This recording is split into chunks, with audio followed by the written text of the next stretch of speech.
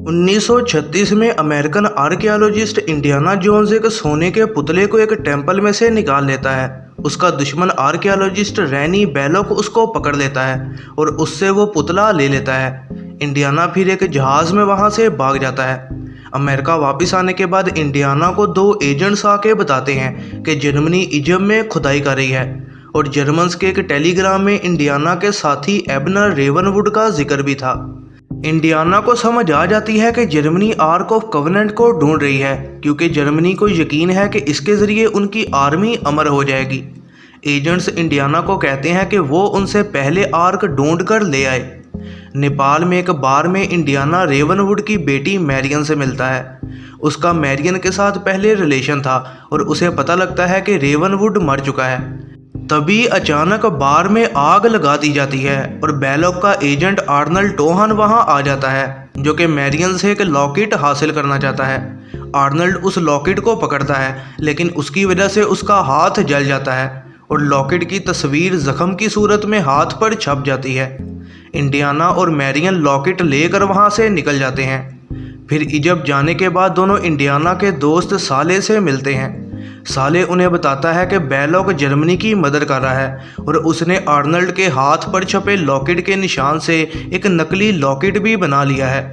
तभी जर्मनी के soldiers Indiana पर हमला कर देते हैं, जिसमें मैरियन शायद मारी जाती है और इंडियाना इस पर बेहद दुखी हो चुका होता है। एक आदमी से फिर इंडियाना को लॉकेट के बारे में सब पता चलता है। उसकी एक साइड पर बताया गया होता है कि आर्क को छेड़ने का क्या नुकसान होगा और दूसरी साइड स्टाफ ऑफ रा के बारे में बताया गया होता है।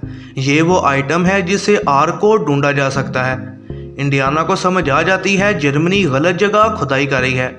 फिर वो चुपके से असली जगह पर जाता है और वहाँ लॉकेट को स्टाफ ऑफ रा पर लगा देता है और इस तरह वो वेल ऑफ सोल्स तक पहुँच जाता है, जहाँ पर वो आर्क रखा गया था। वो वहाँ जाकर आर्क को ढूंढ लेते हैं, जो कि एक सोने का खूबसूरत संदूक होता है, लेकिन उन्हें बैलोक और जर्मनी के सोल्जर्स ढूंढ लेते हैं। वो संदूक को ले लेते हैं और मैरियन, जो कि अभी भी जिंदा है, उसे और इंडियाना को बैलोक उसी जगह पर बंद कर देता है। लेकिन दोनों वहां से निकलने में कामयाब हो जाते हैं और इंडियाना उस ट्रक पर हमला कर देता है जिसमें आर्क ले जाया जा रहा होता है। मैरियन के साथ इंडियाना आर्क को लंदन ले जाने को एक कश्ती पर सवार हो जाता है, लेकिन तभी जर्मनी जहाज़ वहां आ जाता है और उस कश्ती को अपने कब्जे में कर लेता है। मैरियन और इंडियाना चालाकी से जर्मनी के जहाज़ पर सवार हो जाते हैं और जहाज़ एक आइलैंड पर पहुंच जाता है, जहां बैलोक आर्क की पावर को टेस्ट करने वाला है और फिर वो इसे जर्मनी पहुंचा देगा। जजीरे पर इंडियाना बैलोक के ग्रुप को धमकाता है कि वो उनको तबाह कर देगा, लेकिन बैलोक कहता है कि वो ऐसा नहीं कर पाएगा क्योंकि वो हिस्टोरिकल चीज़ें तबाह नहीं कर सकता। और दूसरा ये कि इंडियाना भी आर्क की पावर असली है या नकली ये जानना चाहता होगा।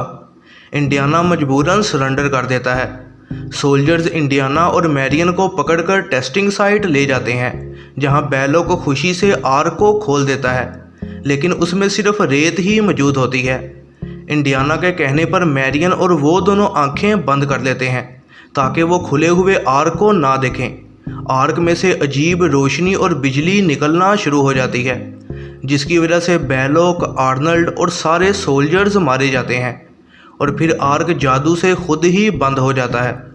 इंडियाना और मैरियन फिर आंखें खोलते हैं और वो दोनों ही सिर्फ जिंदा बच चुके होते हैं।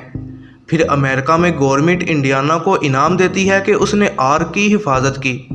इंडियाना के बार बार पूछने के बावजूद भी एजेंट बस उसे यही कहते हैं कि आर्क को एक सीक्रेट जगह पर बंद कर दिया गया है और हमें दिखाया जाता है कि आर्क को एक वेयर हाउस में बहुत से दूसरे क्रेट्स के साथ रखा गया है।